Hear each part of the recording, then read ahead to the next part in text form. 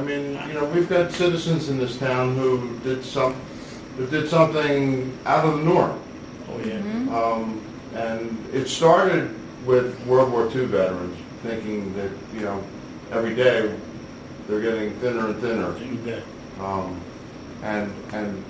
But we decided to expand and get everybody, because everybody's got a valid story to tell, whether they were in combat, not in combat.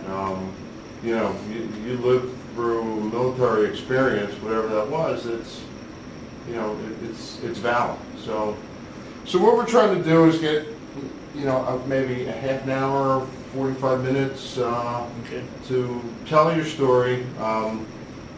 My role is really just to try to keep you on some kind of track. I'm not leading you one way or another. It's your story, and we'd like to hear what you have to say, what you think is important, so that's where we are. So just to start off, if you can state your name, age, and you know when you served, where you served. My name is Jim Roskoph. I'm 74 years old. I served in the U.S. Navy from 1956 to 1978. I was originally born in Cleveland, Ohio. I left home when I was 18 and I never returned, only to visit. My naval experience after training, boot camp. Actually, I went through boot camp 2 times. In 1956, I joined the Naval Reserves in my senior year in high school. And they had a program then in the summer when you got out of school, they would send you to boot camp for 3 months. So I went to boot camp for 3 months. This was after graduation. After I came back, I got a job working in a department store shipping place, and I kind of got the idea that it was a dead-end position. So I decided after seeing Jack Webb in the DI that I was going to go down and join the Marine Corps. So I went down to the Marine Recruiting Office. I took the test, the Armed Forces Entrance Test, and I did very well. So I also got a call from a Navy recruiter. So after some soul searching for probably about 10 minutes, because I was a young kid, I went back and talked with the Navy recruiter. And that time they were forming an all-Ohio company to go to boot camp in the Navy. So they wanted me to be in that company, and I told them, well, I had already been to boot camp once. Well, they said it wouldn't hurt you to go through a second time. So actually I went through boot training twice. Same place? Same place, Great Lakes, Illinois. Okay. First time I went in the summer, and the second time I went in the winter, and I got to shovel like 2 or 3 foot of snow every week or so, and that's part of my training, I guess. But anyway, after boot camp, I attended Class A engineman school. It's an engineering rate mechanic. And then I got assigned to the USS Bushnell in Key West, Florida. It's a submarine tender. At that time, there was about 10,000 sailors in Key West. There was 2 submarine squadrons, there was 2 destroyer squadrons, a couple of rescue ships, and aviation rescue boat. I spent approximately 2 years in Key West, and then I went to another submarine tender in Charleston, South Carolina, and I spent about 1.5 years there, and that's where I actually met my wife. We had a little thing that we would go out partying on the weekend, and on Sunday we were usually out of money, and the USO had free dinners, so we would go to the USO at night for dinners, and then they had a little canteen thing afterwards where you dance. So that's where I met my wife, and we got married in 1961. And she's from North Carolina? South Carolina, Charleston, and she was there with the church group serving the evening meal, and I kind of took a shine to her, so I pursued her heavily. At first she wasn't really that interested, but after a while she found out I was really a nice guy after all, so we got married. So what kind, and you were on a submarine tender at this point? Yeah, I was working in the engine room on the ship itself at that time. When I left, that was the USS Gilmore. When I left the Gilmore, I went to a pre-commissioning detail in Pascagoula, Mississippi to put a 3rd submarine tender in commission. I also attended a school in New London for repairs to the auxiliary systems and nuclear systems on the FBM submarines and fast attack submarines. When I reported to the pre-commissioning detail, they put me in the ship's company rather than the repair department, and I was in what they call the auxiliary gang. We took care of all the air conditioning, refrigeration, all the auxiliary equipment on the ship, water coolers, everything, galley equipment, and we also had the operation of the missile crane and maintenance, which was a pretty interesting thing because you could move the crane an inch in any direction, because what they did is the crane came out over the ship, over the submarine with the missile. You take it down and then they drop it into the tube, close the tube up. These were vertical missiles. After about a year in ship's company, they transferred in the repair department, and I worked on nuclear and fast attack submarines for about a year and a half before I left that command. That was pretty interesting. I've worked inside a missile tube with the missile overhead, and one time we worked 72 hours straight when one of the submarines damaged its navigation periscope. So it was pretty stressful, and we were actually working 12 and 12. We were stationed in Rota, Spain, which was interesting. I lived in town. My wife and my daughter was there. Young daughter. At that Yeah, she was time. a couple years old, and we had a maid for $5 a week. It was a good tour. Is this on the south of Spain or the Yeah, north? it's on the Gulf of Cadiz. It's a Rota Naval Base. It's actually a Spanish naval base. We were tied up there. We did a thing called a med moors, where the ship is moored astern to the pier instead of alongside the pier. That gives the ability of submarines to come along both sides of the ship. I also was involved with the oxygen-nitrogen plant we had on the ship, which produced both liquid and oxygen and nitrogen, and we transferred that to submarines too. So this is in the late 50s? This was in the early 60s. Early 60s? Yeah. So we're in the heart of the Cold War. Yeah, our main mission was to support the submarines. The submarines were involved in the surveillances and all of the things that were going on with the Cold War at that time. But there's no combat. No combat at that time. No. When I left Holland, I went to command at Mare Island Naval Shipyard, and I was chief engineer on a yard tug. And our main job there was to assist in they were building submarines in Mare Island at that time, nuclear submarines. And our job was we'd catch them on coming off the ways. We moved a lot of ammunition ships because right about that time, the Vietnam War was starting to escalate a lot, and there was a lot of, most everything going to Vietnam, like weapons and ammunitions and that, was transported by ship. A lot of people don't know that. Also, there was a large dead fleet in Suisun, California. It was right up the Sacramento River from us. And a lot of those old merchant ships were being recommissioned to be able to support the Vietnam effort. So we pulled a lot of those out. It was good duty. It was supposed to be shore duty, but I probably spent just about every day on the water still. And it was good. In one part of that tour, I got to be the cook for the submarine. Our cook got fired, and I got to cook for the guys, which was kind of a new experience for me. And the Navy has, at that time, had standard recipes. And on Tuesday, everybody in the Navy ate the same meals, breakfast, lunch, and supper. Wednesday, same thing. Every day, everything was the same. Once in a while, like on a holiday, you get a special meal. But if you went anywhere in the Navy on a Monday, you get the same meal, any base, any ship, anything, anything. So it was kind of a new experience. I had a good time on there. I left Mare Island in 1967 and went to what they called the Naval Inshore Operations Training Center for training to prepare to go to Vietnam as part of the mobile. At that time, it was a river patrol force, river patrol force. My assignment was to a support ship. These were LSTs converted from the Second World War, and their job was to support the patrol craft that were patrolling the rivers at that time. Most of the action then was in the large rivers. When I say large, they're big rivers, the Mekong, Bassac. things like that. I was there for TET in '68. Well, you weren't taking an LST up those rivers, were Sure. you? Oh, you were? Oh, sure. And I was there in TET. During TET, we actually provided fire support for in a town called Vinlong.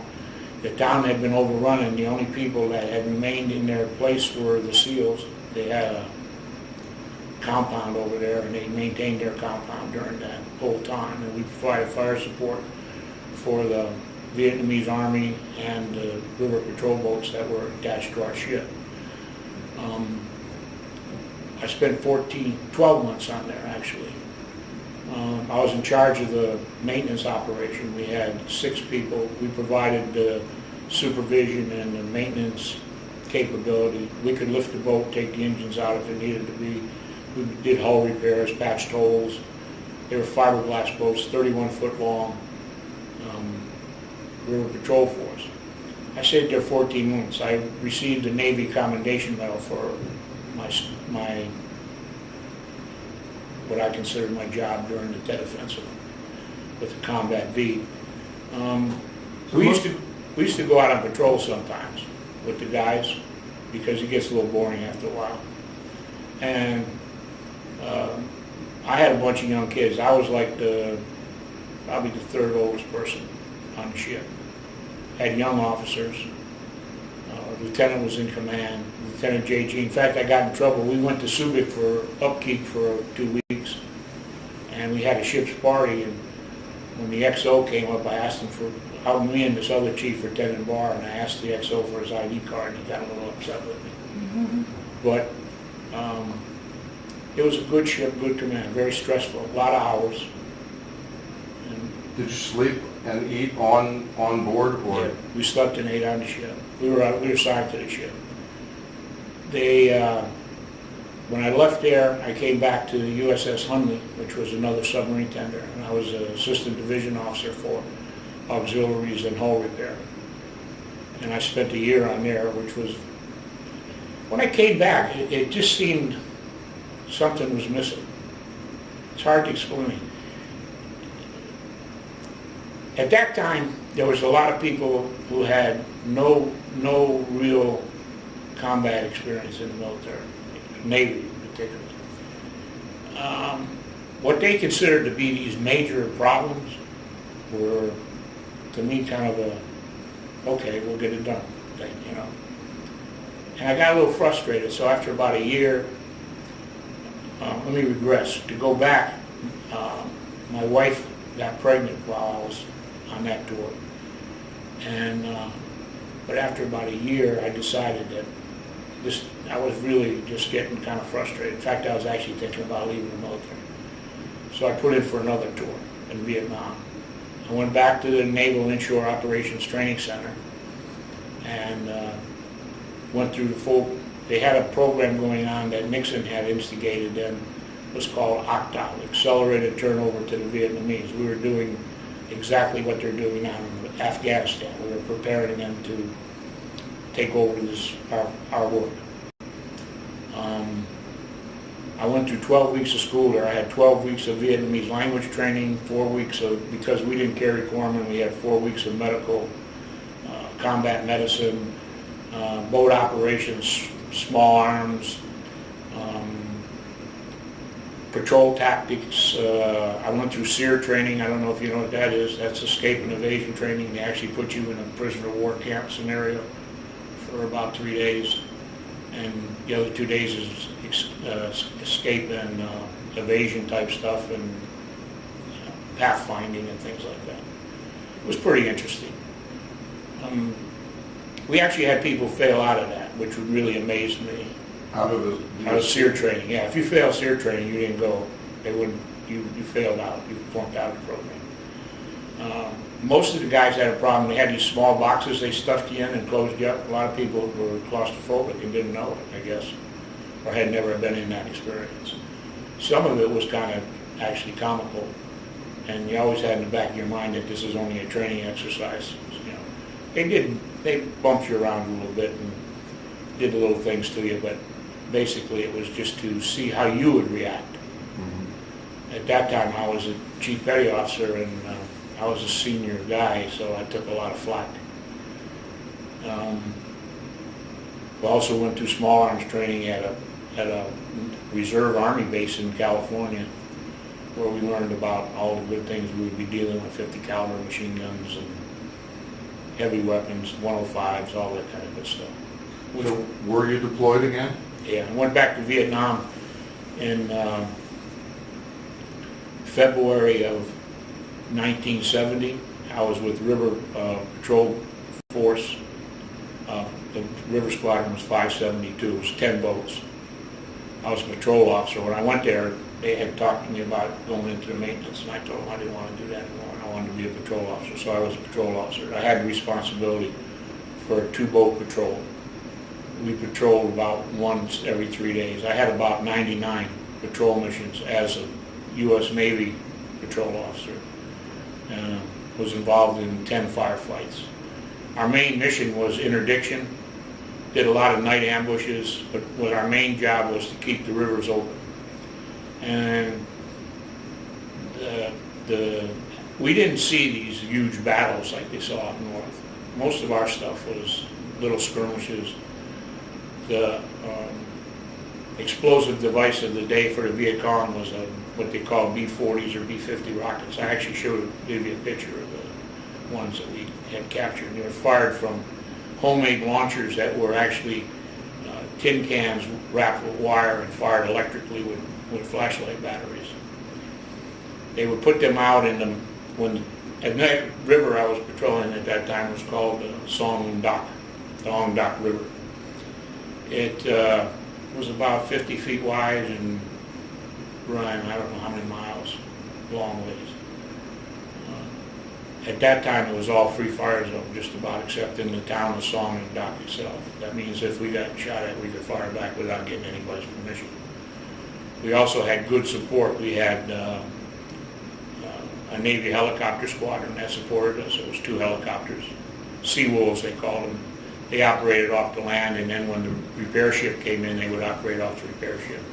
And we had a lot of good support from the Air Force, and the Navy had the OV-10s. I don't know if you're familiar with them. They're a close support aircraft.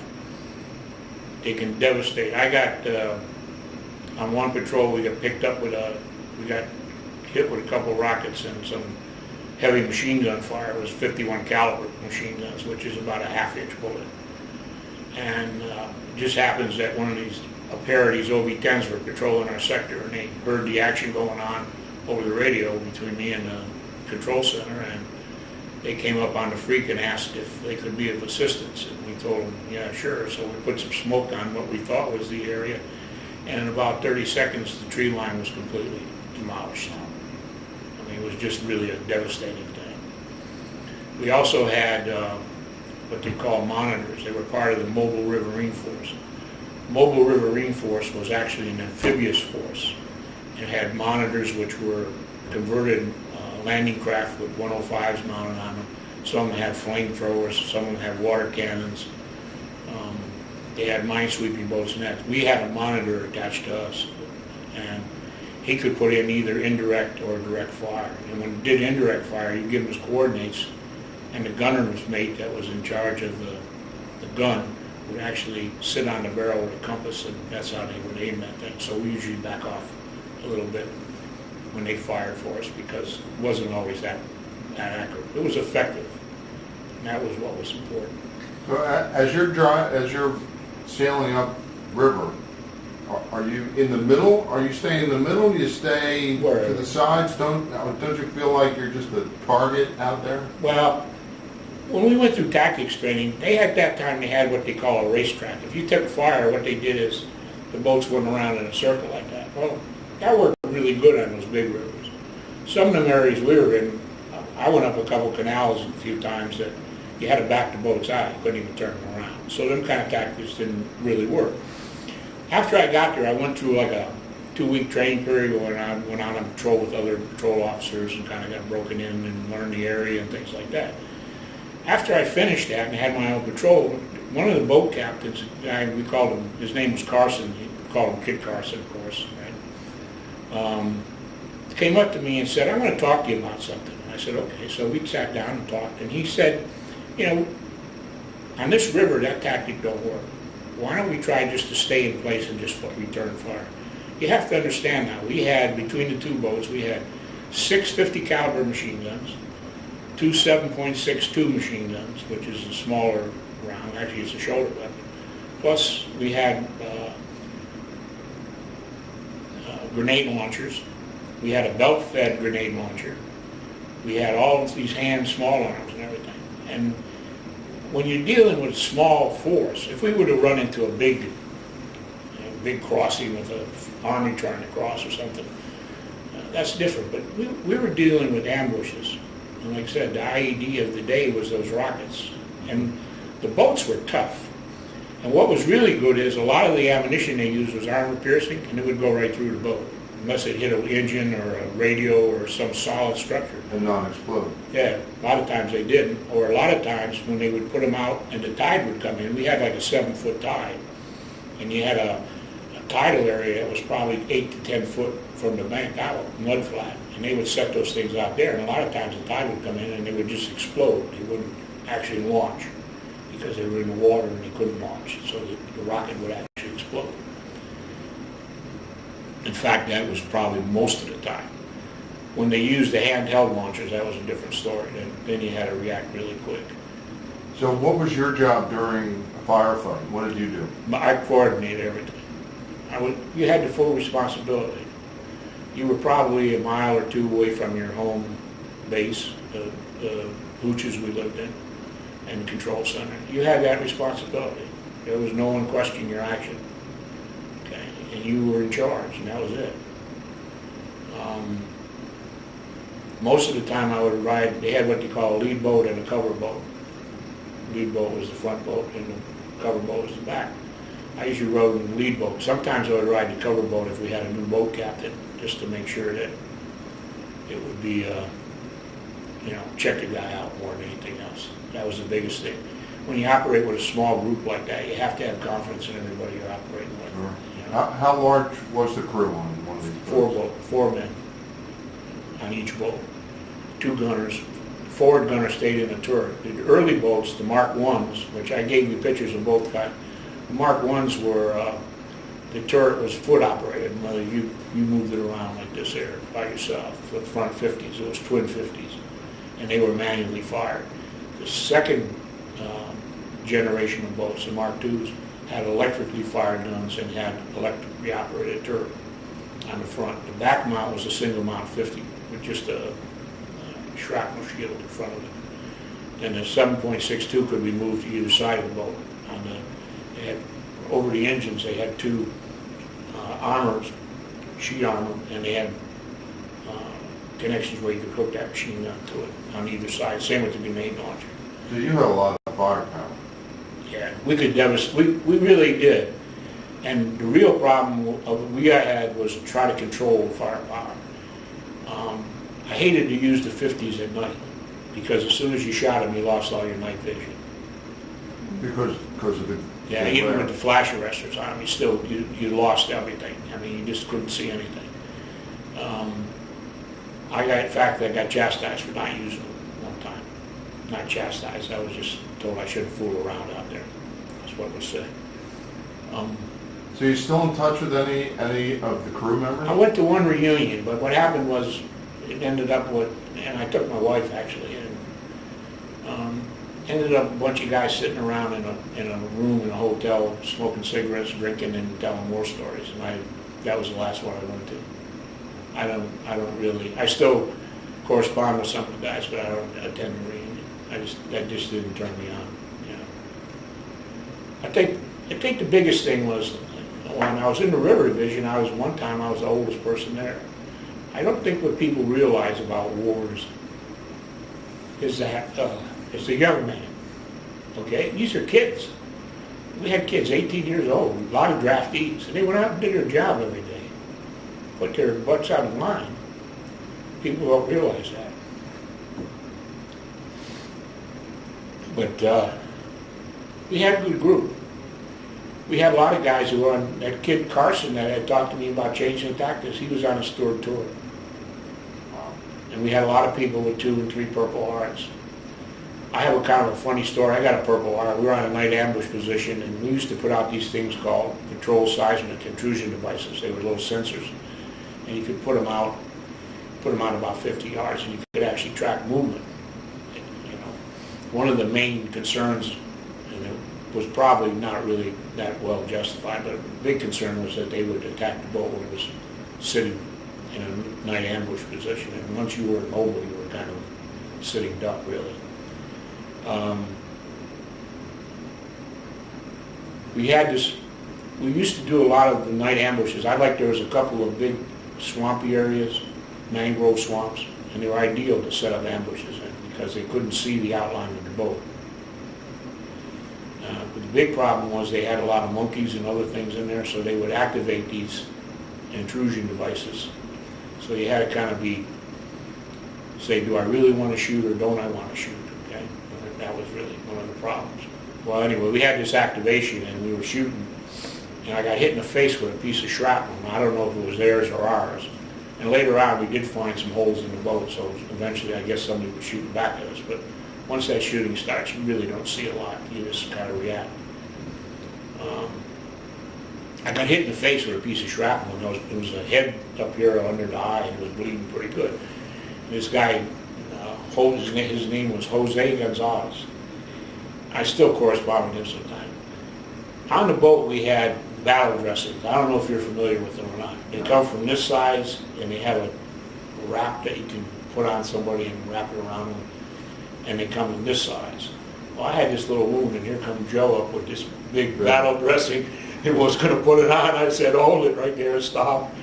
We'll forget about that. It was kind of funny, but it wasn't a big deal.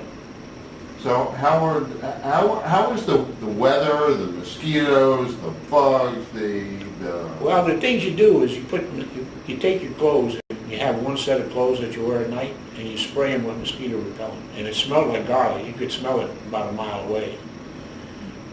So the mosquitoes weren't really bad. The weather during the monsoon, it was actually cold. You know, Vietnam's warm, and you get a nice tan, and you do all that. But during monsoons, it was kind of miserable out there, and the boats didn't offer a lot of protection from the weather.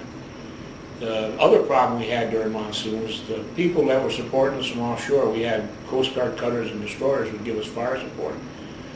Sometimes they'd be firing up in the area I was in is the Kamau Peninsula. And it had a thing called the Human Forest, which was triple canopy jungle. And it was one of the main transportation routes for the Viet Cong going through that. So there was a lot of ships, and they were doing fire support for Green Berets and Army and everybody. When the monsoon was there and clouds were low, they shoot these munitions that would actually explode, not by hitting the target, by sensing it was close to the target. And sometimes they'd be firing, and some of those things would go off prematurely, like over the river where we were sitting. And the boats didn't really have a lot of armor on top. They weren't designed for that. So that was one of the problems with the monsoons. The other problem is if rains came in, you just might as well sit down and have a cigarette. You couldn't hear or see anything. It would rain that hard. You just sheets of water coming down. But we patrolled regular. It was probably the most challenging job I ever had in the military. It was really a good bunch of people. So how long did you do that? I did that for 6 months. I did 4 months as a patrol officer with the Navy, and I did 2 months as an advisor with the Vietnamese Navy. We turned over our boats. I stayed as the advisor. I was the only guy there for a couple of days, and then a couple of guys came back. I worked during this accelerated turnover process. We had trained some of these Vietnamese officers, naval officers, and the Navy guys, and they were good. The Vietnamese, everybody went through the same boot camp, basic training. Then they took the people, the top guys, like went to the Air Force, Navy, Marines, and then the rest of the people became cannon fodder. They went to the Army. So the people we got were pretty good. They could do their job. I had 2 midshipmen that I trained, and we had probably 6 or 8 people on boat crews that worked with our people. And then when we turned the boats over, they brought a Vietnamese lieutenant in who was really an aggressive guy. We had two rivers. We had the Ong Dak River, Song Dak, and then we had a river that was called the South River. It was about maybe a mile down south down the Gulf of Thailand. We had requested a couple of times to let us patrol that river. One of the processes you have to go over there was the district chiefs and all these people have to approve all this, where you're going to operate. They wouldn't let us patrol that river. This is the Vietnamese district chief. Yeah. They didn't want us to patrol that river. One of the main Vietnamese transport ports was there was a canal on one side of the river, came from south, or came from the north actually, and it crossed the river, and then there was another canal a little ways down, and it went to a lake we called VC Lake. We couldn't patrol that lake, it was too shallow. It was just a flat body of water.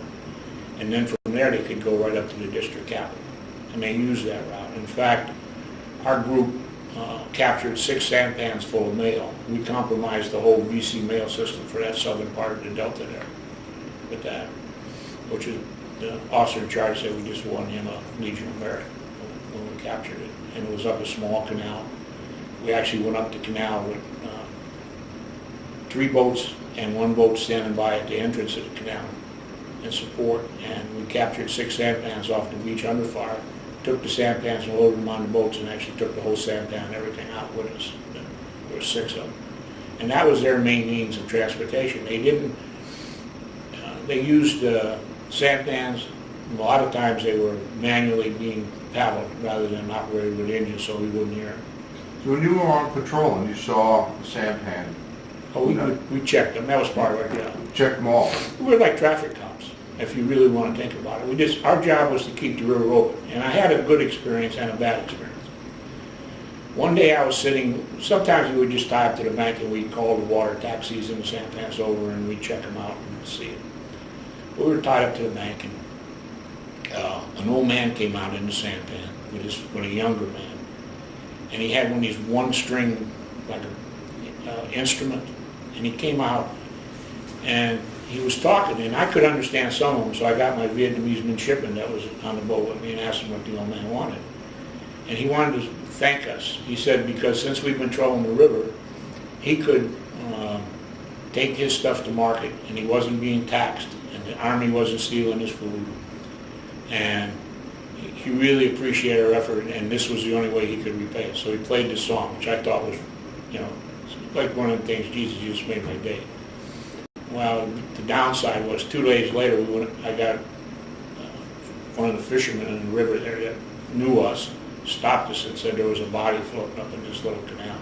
We went up there and it was the old man. Somebody had killed him probably because he had talked to us and was communicating with us. A lot of our job was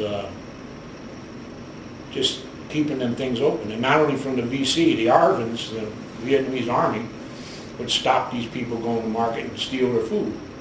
In fact, at one time I had to stop my sailors from shooting a couple of them, my Vietnamese sailors, when I was an advisor, because there was 2 guys on the bank, 2 Army guys up there pulling the sampans in and taking food off them, and the 2 sailors on my boat wanted to shoot them, and I told them we couldn't do that. These were South Korean soldiers or South Korean soldiers? South Vietnamese. Yeah. South Vietnamese. Yeah. So we just took them in and turned them over to the police, the Vietnamese police, which they probably didn't do anything anyway. So then what? Well, I left there. I actually got medevac. I did a stupid thing. I was an advisor, and we had a boat tied up with only 1 engine, and the repair ship a new one had come in. And this guy was I guess he was a little cautious, and he was anchored out pretty far. And when I was on the Garrett County one I was on, we went in to the mouth of the river. We were in the river. This guy was out about maybe 5 miles or probably 3 miles in the Gulf of Thailand. And the weather was kind of bad. We had 1 engine. Usually when you go out in bad weather and you go alongside a ship or a boat, they'll make a lee for you. They'll put the ship to the weather side and make a lee that you can come in and tie up and they can hoist you up. Well, for some reason, this guy was having a hard time with this Lee, and I was concerned because we only had one engine, and the waves were like 8 to 10 foot out there. It's a shallow area, and the waves really generate pretty fast. So we tried to go alongside, and the Vietnamese coxswain I had, the boat captain, was doing a really good job, but there was a guy up on the deck, an American sailor, and he was bad-mouthing this guy really bad, using derogatory language. And when you work with these people every day, you get a bond. I mean, you know, these guys, you go out with them, you're out there, they depend on you, you depend on them. Well, I kind of lost my temper, and I was going to go up and try to help the guy tying up the boat, and instead of going around the outside, I went around the inside, and the wave come up and smashed the boat up against the ship. Well, I was in between there like a fender, and it actually fractured my pelvis. So I got medevac, and I went to Venturi, which was a army, kind of like a MASH unit, but they didn't call them that then, they called them something else. Anyway, little experience I had there, after they had x-rayed me and did all their things, the army doctors, they sent me to an ambulatory ward. Well, I couldn't walk. Okay, I don't know if it was from the shock of the concussion, you know, the thing or what. I couldn't walk. That night the base got mortar attacked and actually had people inside the fence. And I was laying in bed and they evacuated the ward and I couldn't walk. And I was thinking to myself, now, you know something? I've been out there messing around in that river here for 6 months, and here I'm going to lie in bed and some guy's going to come in here and shoot me. Right. Well, there was a conscientious corpsman who came through, saw me, I told him what was the problem, and he took me out and took me to the bunker. But that was kind of one of the things. I went from there to Yokosuka, Japan, and when I was in Yokosuka, that was a naval hospital, had 2 SEALs in there with me. One guy had fallen through the floor of a bodega and fractured his ankle, and the other guy had fractured his ankle out on patrol. And their main topic of discussion was the doctors were treating the 2 different. One guy was going to get pins, and the other guy was only in the cast, and that's what they talked about. And we had one nurse that liked to rub your feet, and that was a nightly thing. She'd come through and massage everybody's feet. But the downside, they brought a kid in one night, a Marine, that had been burned over probably 90% of his body. And they had to change his sheets like every 2 hours or so. And when he moved that kid, he just would scream. And that was kind of the downside to that experience. And he actually put him right next to me, and you could smell that burnt flesh.